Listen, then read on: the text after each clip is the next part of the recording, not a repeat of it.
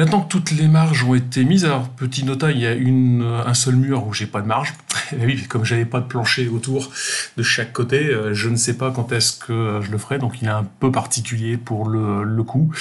On verra comment on le traitera, à quel moment on pourra le réaliser. Je vais me concentrer ici, cette fois-ci, sur le démarrage de mes murs. Je sais que je dois réaliser entre 4 et 5 murs dans un premier temps. Et qu'il faut que je puisse sortir assez rapidement les deux premiers ici pour pouvoir travailler. Par ailleurs, si je veux pouvoir assez rapidement commencer le mur qui est ici pour pouvoir attaquer la suite, eh bien, il va falloir que je modifie. Bien entendu, il y a des petites choses qu'il va falloir quand même modifier par rapport à ça, et notamment par exemple ici, si je ne ferai pas la longueur totale, je vais privilégier de le prolonger un petit peu plus pour pouvoir faire les 2T. Sur ce même principe ici, je sais que le mur qui est ici, le mur qui est là, le mur qui est ici et le mur qui sont là, c'est entre jours 1 et 2 pour les premiers, et entre jours 1 et 2 aussi pour ces murs-là. Et là, ça me pose un petit problème. Pourquoi ? Parce que au niveau de ma sélection, je vais d'abord faire ce mur-ci. Donc celui-ci, c'est sûr et certain, je vais le faire le jour 1. Donc je vais le mettre dans le jour 1. Et celui-ci, sur le principe, je voudrais le faire le jour 2. Sauf que ici, je vais avoir un souci, parce que si je veux faire le T, dans ce cas-là, je vais soit le mettre ici jour 1 et ici je fais jour 2, mais je me retrouve avec une cote bloquée de chaque côté. Et dans l'autre sens, ça me pose aussi un souci, parce que si je fais ici jour 2 ici, et ça serait jour 3, donc hors de mes marges. Donc l'idée, ça va être du coup de faire un tout petit peu différemment, en changeant un petit peu ici les longueurs. Je vais copier l'élément pour le mettre dans la continuité. Donc je réactive, mais ici, je vais copier celui-ci.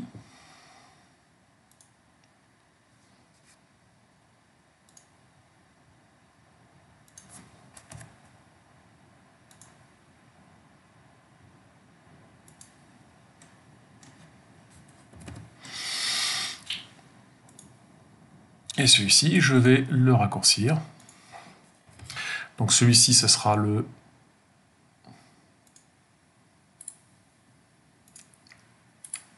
propriété.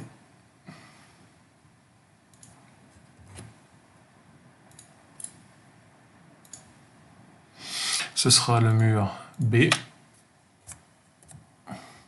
Et celui-ci sera le mur C. Parce que je vais avoir le même problème ici. Donc celui-ci, je vais le faire jour 1 pour être tranquille. Et celui-ci, je le ferai pour la même raison que l'autre, hein, jour 2. Entre les deux. Ainsi, je vais pouvoir faire comme ça, jour 1, j'attaque ici, je fais le petit jour 2 ici. Celui-ci sera jour 2 et je viendrai pincer à ce niveau-là. Et ici, je vais pouvoir du coup faire jour 2. Et donc ma première cellule va pouvoir être réalisée. J'en profite pour changer un petit peu les extrémités. Donc ici, libre. Celui-ci, alors bien entendu, si je veux pouvoir le faire, il faut que je décale un petit peu les deux. Donc ici, il va falloir que je descende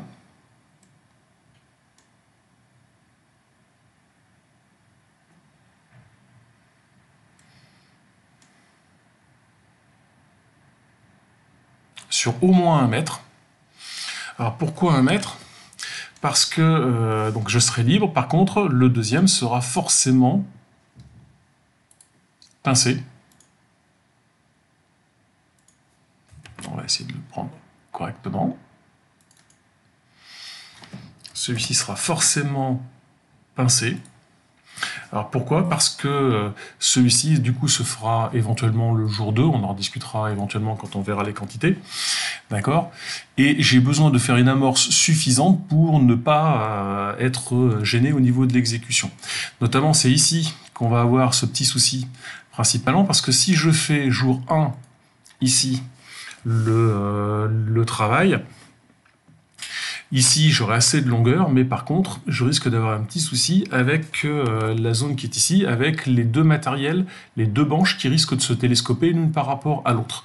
Donc ici, il me faudrait une longueur de l'ordre de 1,50 m pour que les banches ne se télescopent pas. Alors, c'est pas un problème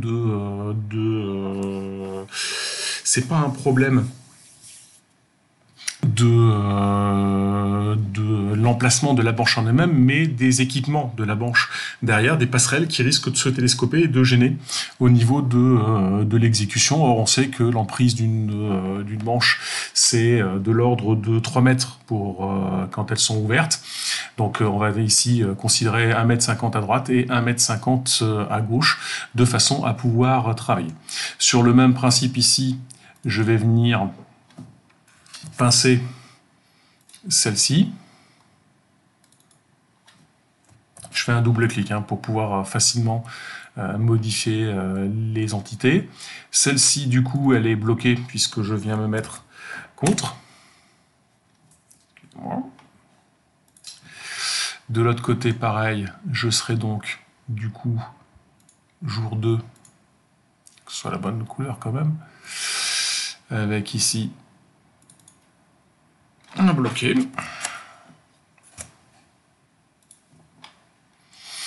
Et puis je vais décaler en fait la polyline pour me mettre grosso modo un peu plus d'1,50 m de chaque côté pour pouvoir travailler.